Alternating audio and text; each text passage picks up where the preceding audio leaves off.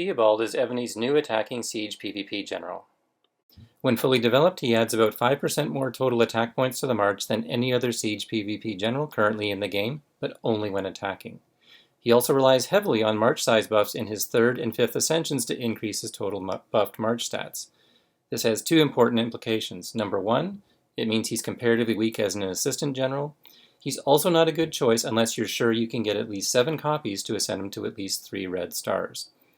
That means he's best used as a main general to lead an attacking siege march if you can ascend him to at least 3 and preferably 5 red stars.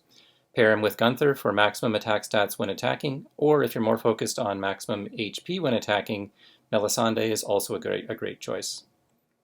Other comparable attacking siege PvP generals include Gunther, John Hunyadi, and Theodosius.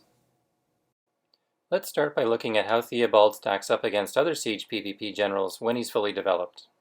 In this simulation, I'm looking at general level 45, base march size of 790, this corresponds with rally spot 44, a buff march size of 7.3 million, and attack, defense, and HP buffs as you see here.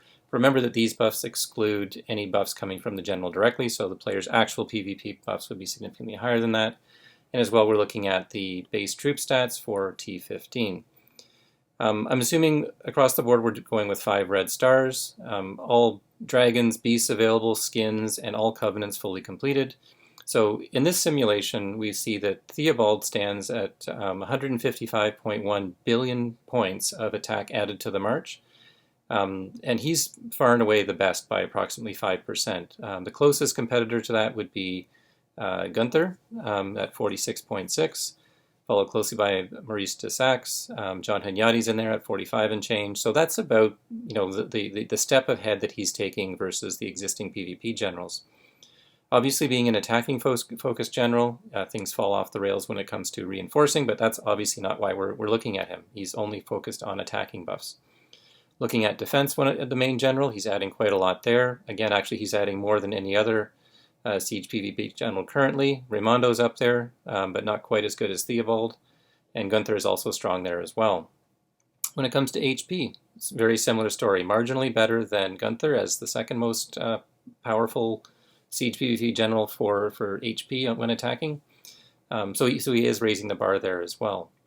When we look at him as an assistant, though, you see that the story is very different. Because he relies so heavily on the 10% march size buff from his 3rd ascension and the 12% march size buff from his 5th ascension, what's left there if you don't ascend him, which you can't do as an assistant, isn't very much actually. And so he falls short of Gunther and some of the other generals when functioning as an assistant. So I would not recommend him as an assistant general. If we look at the different general combinations when he's fully maxed out, when all the generals are fully maxed out, you'll see that Theobald's at the top of the heap here. Theobald and Gunther is the #1 combination for attacking attack, followed by Theobald and Theodosius, and you can see they're all packed in here quite nicely.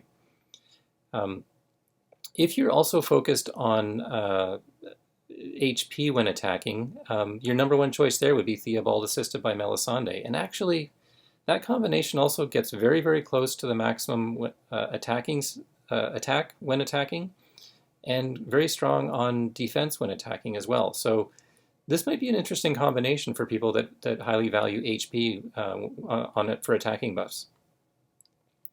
You can see I've also added a section here where I'm looking at what proportion of the maximum possible attacking attack does each combination represent. So in this case, Theobald and Gunther represent 100% because that's how I've sorted this for now. If I look at attacking HP, I look here and sort like this, and there we go. Theobald and Melisande at the top of the heap, followed by Gunther and Melisande, right? Just to give you kind of a sense as to what's going on there. Now what's interesting is, if I take just a straight total of all of these stats, right, or all these percentages, and add them up, I get this. And so this is sort of a measure of how versatile the general is. If I go into here and look from the top to the bottom here, Maurice and Melisande overall are still the most, I'll say, versatile combination of siege PvP generals that are out there. They get closest to the maximum across the board, but that also includes reinforcing duties, in which they excel in. If you're more focused on attack, though, Theobald and Melisande is not a bad option if you don't think if you're not too worried about reinforcing.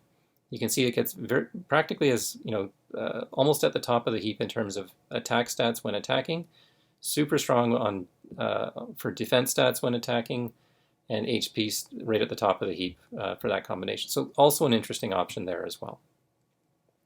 The story changes though quite a bit when you look at the situation if you can't get your generals to 3 or more stars. So let's focus on sort of a non-coiner view where we're looking at a lower general level. We're looking at a smaller rally spot size, a smaller march size of, let's say, 4 million. Lower attack stats. We'll just use 1,000 across the board for discussion purposes. These influence the totals, but not the relative ranking very much. I'm going to knock the red stars down to 1, except for the tavern generals, who realistically could, a non-coiner could get enough copies to fully ascend them. So let's knock these ones down now.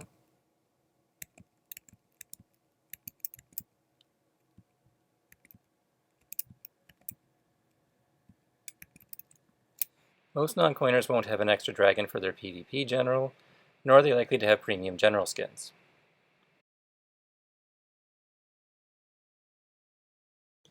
And also some of their covenants are going to be difficult to achieve. Melisande, for example, requires Eleanor, and Gunther requires Melisande, both of whom are very difficult to get. So this is a more realistic situation for a K40 non-coiner who hasn't saved up the 40 or more premium general tokens to be able to get 7 or more copies of Theobald.